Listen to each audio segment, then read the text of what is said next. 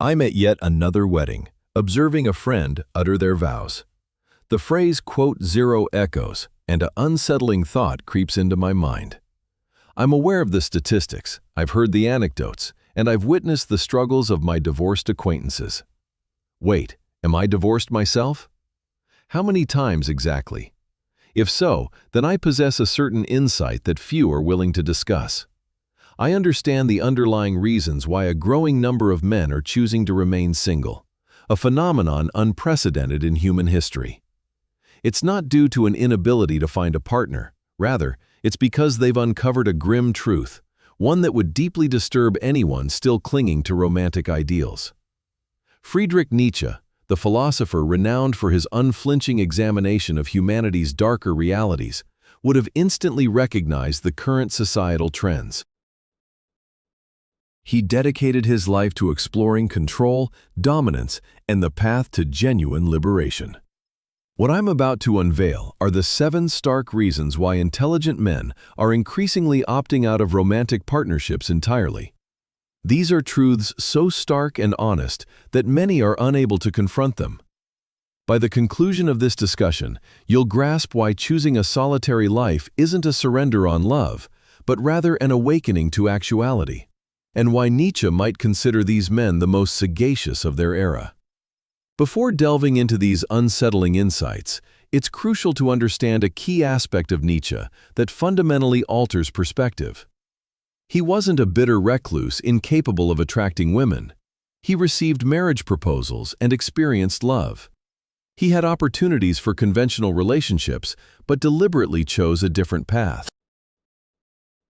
This decision wasn't driven by animosity, but by profound clarity. Nietzsche penned the famous line, _"1_".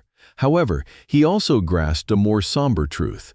Sometimes, what doesn't kill you can entrap you in a life that gradually annihilates your potential. He observed marriage and perceived what most men intentionally overlook: a transaction where men sacrifice their autonomy, resources, and authentic selves in exchange for what, precisely? Camaraderie can be found with friends. Intimacy can be had without legal agreements. Emotional resilience can be cultivated independently. But what cannot be reclaimed once surrendered is your sovereignty. And it is here that our narrative truly commences. Let's begin with the most unsettling reality, one that every man is aware of, yet most are reluctant to acknowledge. Modern relationships represent financial ruin. As one of our viewers aptly put it, quote, "2 marriages, everything lost twice." This isn't an isolated incident. It reflects the statistical reality of contemporary matrimony. Here are the figures that are often suppressed. Half of all marriages dissolve. In cases of divorce, men typically forfeit 77% of their accumulated wealth. Alimony laws can force payments for a former spouse's lifestyle for years, even decades. Child support calculations frequently surpass the actual expenses of raising children. Legal fees alone can wipe out years of diligent savings. However, the truly grim aspect is this: even successful marriages can be financially devastating for men. You're expected to cover the engagement ring, averaging $7,000. The wedding typically costs around $30,000. The home she desires because your apartment isn't deemed suitable for a family. The vehicle she _3_ because hers isn't safe enough. And then there's the lifestyle inflation that inevitably accompanies building a life together. A divorced man once shared, quote, reread that statement, the rapid changes one can affect. Because that is the true benefit of financial independence: time. Time to accumulate wealth rather than expending it on someone else's aspirations. Time to invest in oneself instead of supporting someone else's way of living. Nietzsche comprehended this. He wrote about the, quote, 5 your innate drive to conquer obstacles and generate significance. But the will to power demands resources, and relationships in this light act as resource-depleting mechanisms. The single man builds compounding wealth. The married man cultivates multiplying expenses. Which path, then, leads to power? This marks our entry into precarious terrain. Yet, just as Nietzsche never shied away from uncomfortable truths, neither can we. Here's a stark realization dawning on men. Modern women often desire everything while reciprocating with little. Consider this observation. Quote 6. Translated. She expects you to be the provider, protector, and emotional pillar, all while she pursues her own quote 7 and quote 8. You're expected to finance dates while she champions equality. To be emotionally steadfast while she remains emotionally unpredictable. To support her career, even if it means sacrificing your own when a balance in life is required. To be resilient enough to manage her challenges, but sensitive enough to affirm her sentiments. You're expected to achieve sufficient worldly success to provide stability, yet also be readily available to cater to her emotional needs. These demands are inherently incompatible. They are intentionally impossible benchmarks designed to perpetually ensnare you in a cycle of perceived inadequacy. Another observation illuminates this truth. The greatest perk of being unattached, beyond her absence, is the freedom from her family. Consider that deeply. The sense of relief isn't merely from her unrealistic expectations. It emanates from an entire social system that expects you to manage their feelings, attend their gatherings, and finance their lifestyles. Contemporary dating apps have exacerbated this predicament. When women can effortlessly scroll through hundreds of potential partners, why would any of them settle? What incentive is there for her to self-improve when a better option is just a swipe away? The outcome is a generation of women who perceive men as interchangeable commodities, rather than individuals deserving of a shared future. Nietzsche foresaw this. He recognized that when established societal constructs crumble, as they have, new methods of manipulation will emerge. And the most potent form of manipulation involves convincing someone they are failing at endeavors that are, by design, unwinnable. The unattached man simply refuses to participate in this charade. Ponder this profound reflection. 5 years ago, following my last relationship, I resolved to prioritize myself. I've now lived alone for over 15 years. No children, no girlfriend, and no regrets. Nothing rivals the tranquility of solitude. When was the last time you heard someone in a relationship exclaim, quote, 10, you haven't? Because connections have devolved into sources of unceasing tension instead of serenity. Modern relationships demand daily emotional labor, managing her moods, constant wrangling over basic judgments, regular relationship talks about persistent, unresolved issues, social obligations that deplete rather than invigorate you, compromising on everything from entertainment choices to residential locations. I've heard countless men declare, quote, 12, peace of mind. When did that become such a luxury? Nietzsche wrote about amor fati, the love of one's destiny. But you can only truly embrace a fate that is authentically your own. When every decision requires collective consent from someone whose emotional state fluctuates daily, you're not living your destiny, you're enduring chaos. The single man awakens and contemplates, what do I aspire to accomplish today? The married man wakes up and asks, what crisis demands my attention today? After half a decade of this, a sobering realization dawns. The companionship isn't worth the sacrifice. You're forfeiting your mental well-being, your time, your vitality, and your tranquility for something that merely amplifies stress rather than enriching your life. A man who had divorced shared this insight. The longer I remain solitary, unattached, and unbound, the more profoundly I uncover how beautiful life can become. Getting to embody the person I always yearned to be. Note the emphasis on free, because that is the true cost of modern relationships, your autonomy to be yourself. It's astonishing the transformations you can instigate in a very short span when you are present with your own thoughts, unburdened by the need to continually compromise every aspect of yourself with another person. Each day, you are compromising every facet of your being with your so-called better half. This is the grim reality of contemporary relationships. They do not elevate who you are, they obliterate who you are. Your musical tastes are up for debate, your social circle undergoes scrutiny, your pastimes are questioned. Your aspirations are discussed until they transform into something unrecognizable. So after 3 years of this, you glance in the mirror and recognize you're leading someone else's existence. Your authentic self has been edited, negotiated, and compromised into a version that maintains harmony but serves no genuine purpose. Nietzsche labeled this the quote 19. He understood that most people are terrified of their own authenticity and will pressure others to be equally inauthentic to assuage their own choices. But here lies the truly disturbing aspect. Society champions this demise of self. They label it quote 20, quote 21, quote 22. What they are genuinely celebrating is domestication. A man shared this profound insight, quote 23. 3 words that epitomize the most revolutionary act in modern society: the refusal to surrender your genuine self for another's comfort. The unattached man cultivates his true essence unimpeded.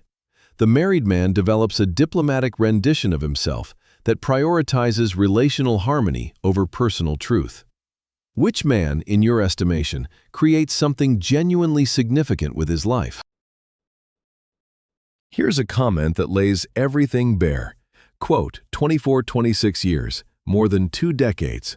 And what exactly stands out most in his recollections? Not the camaraderie, nor the shared experiences, but rather the liberation once it concluded. This offers a complete picture of contemporary relationships, their emotional labor camps. You shoulder the burden of her happiness, yet she carries no such weight for yours. Her emotional processing holds gravity, while your concerns are dismissed as needless drama. Her family connections are paramount, but she disparages yours. Her career choices are supported, but she harbors resentment for your achievements. Her financial stability is secured, yet she spends with abandon. This isn't a partnership, it's practically indentured servitude with a sexual component. Nietzsche grasped the essence of emotional manipulation long before psychological terms were coined for it. He observed how the vulnerable deplete the robust by foisting their issues onto others. However, the most somber truth lies here.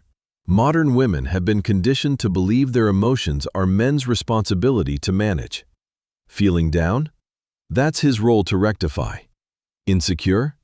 His duty to reassure. Unfulfilled? His job to entertain.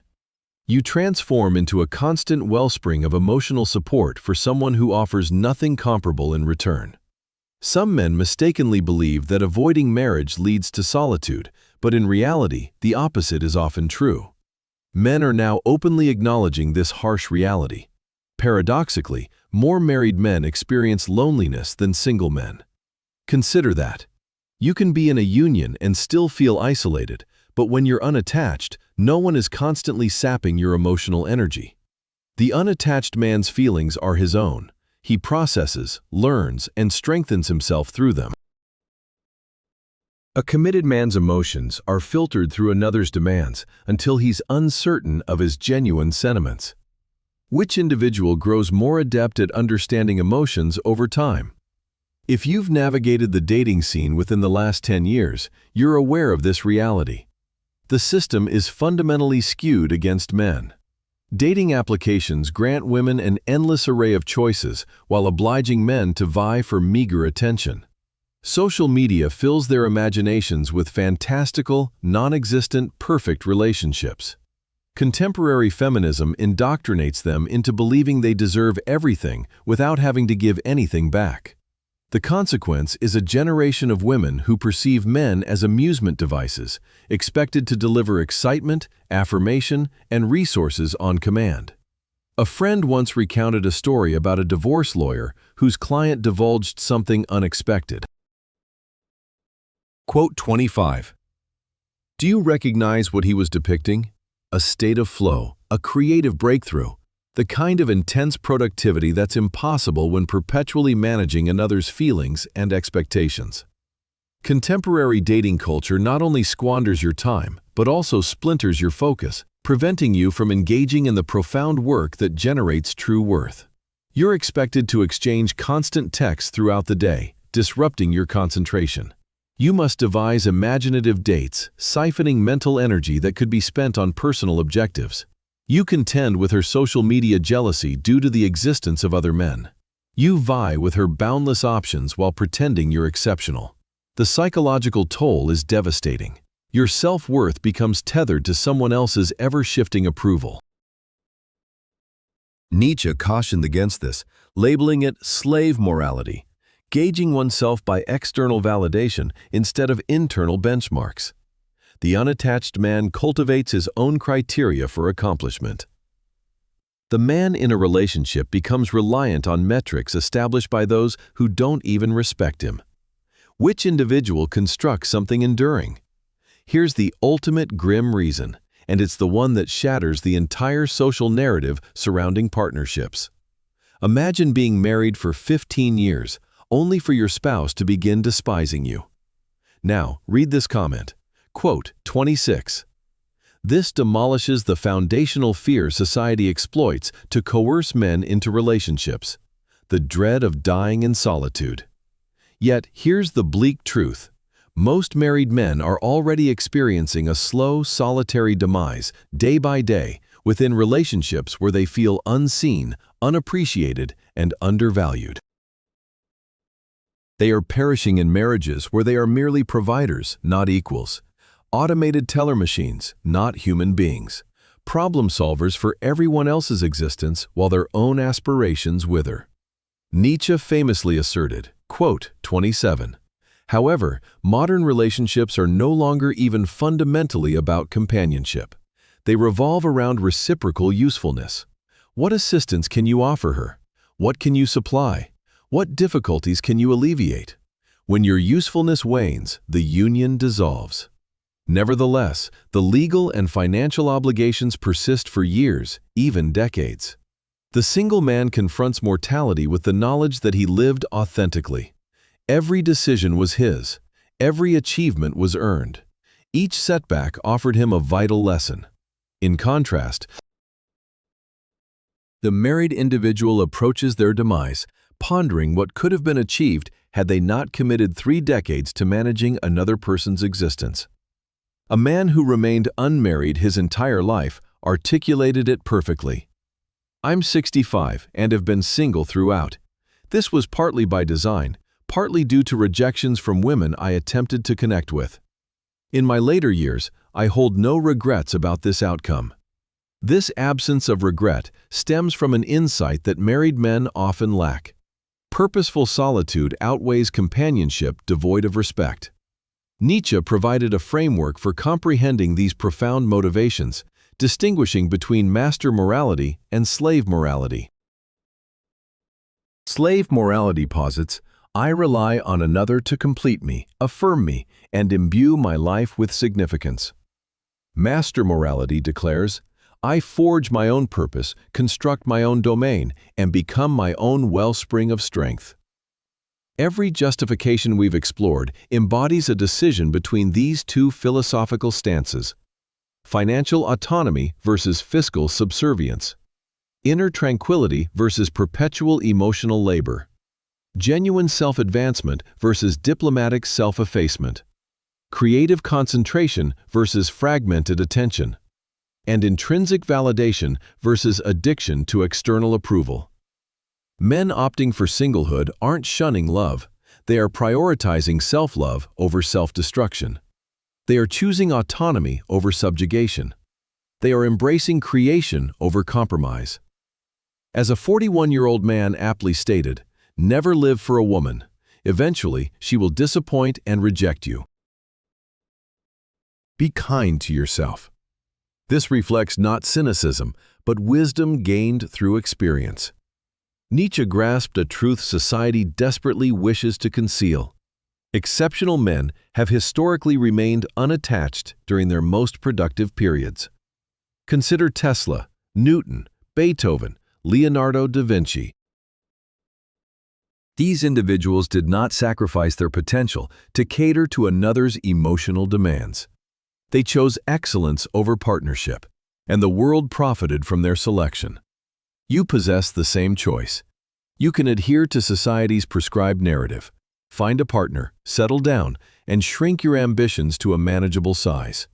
Alternatively, you can author your own narrative. Be aware, however, that selecting yourself will make you an adversary to all who chose differently. They desire you to share their unhappiness. Your liberty reminds them of what they relinquished. Your serenity exposes their disorder. Your achievements highlight their concessions. They will label you selfish, immature, apprehensive of commitment. Let them. As Nietzsche observed, quote 28, "The decision is yours, but make it with this understanding." Every great figure in history was deemed dangerous by those who wished them to be lesser. Your refusal to diminish yourself might be precisely what the world requires. The 7 profound reasons men remain single are not character flaws. They represent survival instincts, financial security, emotional independence, authentic growth, creative focus, internal affirmation, peace of mind, and a dignified passing. These are not the concerns of broken men.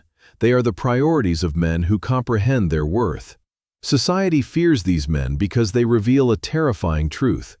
You do not need anyone else to lead a meaningful life. You merely need the courage to choose yourself. The pertinent question isn't whether you'll find someone to complete you. It's whether you will become complete enough that you require nobody. Leave a comment saying, "I choose myself," if this video illuminated something you've been hesitant to acknowledge. And if you're prepared for more unvarnished truths about contemporary life, hit subscribe because we're just beginning to dismantle the falsehoods you've been told about triumph, contentment, and what it truly signifies to be a man in today's world. These profound reasons are not cause for shame, they are grounds for pride. Remain dangerous.